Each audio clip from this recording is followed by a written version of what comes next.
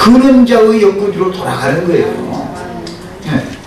그래서 모든 인생은 이제 우리나라는 이제 장례법을 보면 남편이 먼저 죽은 경우나 아내가 먼저 이제 죽은 경우에 그 후손들이 장사를 해줄 때 합장을 하는 경우가 참 많지요. 무덤을 따로따로 안고 또 무덤을 써도 바로 그 옆에 부부를 같이 이렇게 무덤을 해주잖아요. 영세에 들어가서도 영원한 부부다 이제 그런 뜻이죠. 이거는 물론 영적으로는 이 생 너머에 가서는 시집가고 장가가는 일이 없는 거니까 이 생에서 예수를 믿음으로 주님께 시집가는 것을 예축으로 하라는 것이 이제 복음이니까 육신적인 남편과 아내의 관계는 끝나는 겁니다. 이제 죽으면. 그러나 예표상으로 그렇게 인식을 그렇게 하고 있기 때문에 남편의 무덤에 남편의 뼈의 옆에 아내의 뼈를 또 묻어주고 아내의 뼈 옆에 누가 먼저 가는 경우에 합장을 하는 경우가 있잖아요. 본분 다 해쳐버리고 그 옆에다가 다시 이렇게 묻어주잖아요. 영원히 같이 이제 살으라는 뜻이겠죠. 이런 개념은 고대 사회의 모든 믿는 히브리인들의 사상이었었어요. 그래서 유대인들은 무덤을 개별 무덤을 여기저기가 하지 않습니다. 큰 어떤 이제 주로는 이제 동굴 무덤인데 그 동굴 어떤 무덤에 그 지파의 기업이 있는 그 동굴 무덤에 그 지파를 크게 흥왕시키고 일으켰던 그 열조 조상이 거기에 장사되면 후손들이 다 거기에 들어가는 거예요. 그 열조 무덤에 들어가지 못하고 이제 객사에서 외지에서 그 뼈를 찾지 못하게 되는 경우는 저주받은 것으로서 간주를 했습니다. 히브리인들의 사상이에요. 우리나라의 사상도 비슷해서 사람이 객사를 해서 그 자기 조상의 무덤이 있는 그 장지로 옮겨지지 못하고 그 시체가 어디로 소실됐다, 유실됐다. 그러면 그걸 완전히 저주받은 걸로 보잖아요. 이것과 같은 그런 사상이었습니다. 이것은 어디에서 오느냐? 아담의 옆구리에서 하와를 지었다 그랬지만 모든 인류를 대표하는 것이 하와잖아요. 하와가 첫 아담의 아내는 모든 인류의 어머니가 하와잖아요. 그러니까 그래서 하와는 반드시 창조자인 하나님 품으로 돌아가야 된다라는 것을 예시적으로 보여주는 것이다 하는 거예요.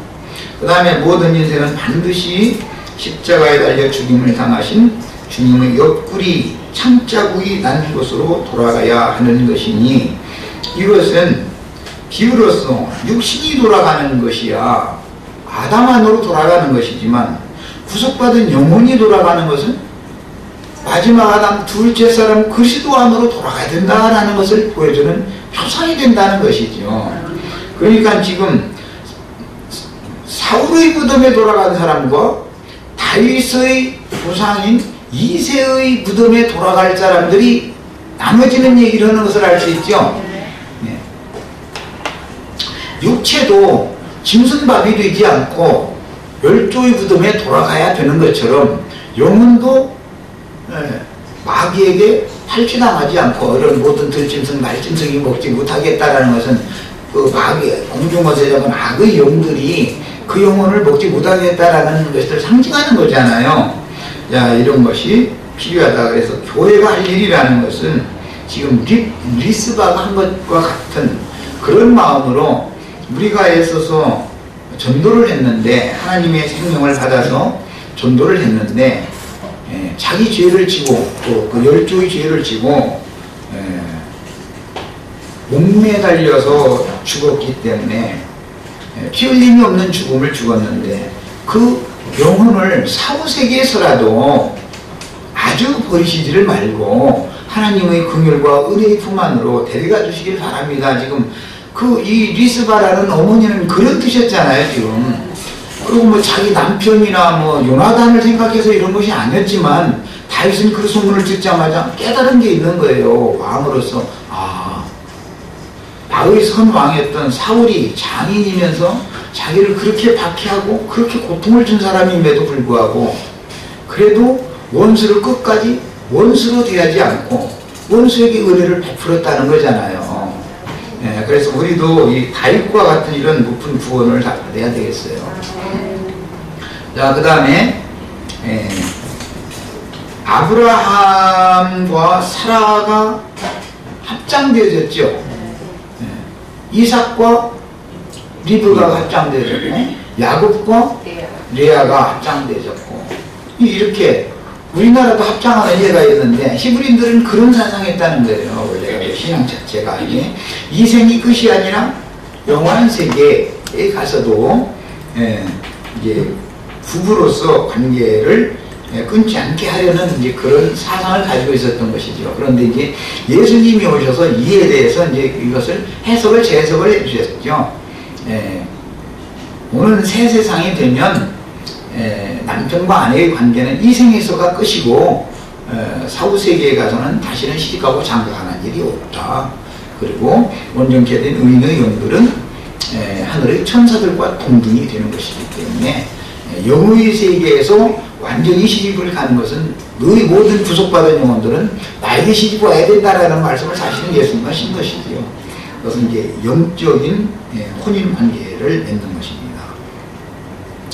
자, 그 다음에 그 후에 하나님이 그 땅을 위하여 기도를 들어주셨다고 했는데 사울의 악행에 대한 하나님의 진노가 이렇게 진정되어 3년 연속 연근년 계속되던 기근이 이제 끝나고 비가 그 땅에 내린 것은 하나님의 언약을 이스라엘에게 새로 정립시켜주는 계기가 이 리스바의 행위로 말미암았다라는 것을 알 수가 있고 리스바가 한 그 행위가 다윗의 귀에 들리게 한 것도 하나님이 뒤에서 역사하는 것이지요. 또 다윗에게 그녀를 불쌍히 여기는 마음을 갖게 해서 그녀의 그 남편 또 이제 배다른 그 장자인 조나단 그 다음에 자기의 두 아들들 모두 그 뼈가 수습되어져서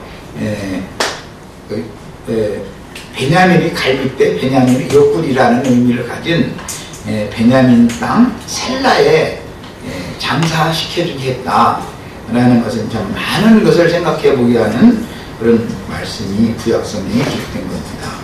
결국 다윗의 범죄를 이것은 이제 다윗에게 적용하는 거예요. 사울에게만 적용한 게 아니라 엄격하게 다루셨지만 이것은 다윗의 범죄를 엄격하게 다루는 것은 예수님을 죄가 되게 하사 모든 우리 세상 죄를 대신 지게 만드는 것에 대한 상징이잖아요. 다윗은 예수님에 대한 옛표이사람이니까 이처럼 엄격하게 다루셨지만 직무 중에서도 긍휼을 베푸신 하나님이 나단 선지자를 다윗에게 보내어 맺은 후사에 관한 언약을 하나님께서 반드시 실현시킬 것을 지금 확인해주는 이런 사건입니다.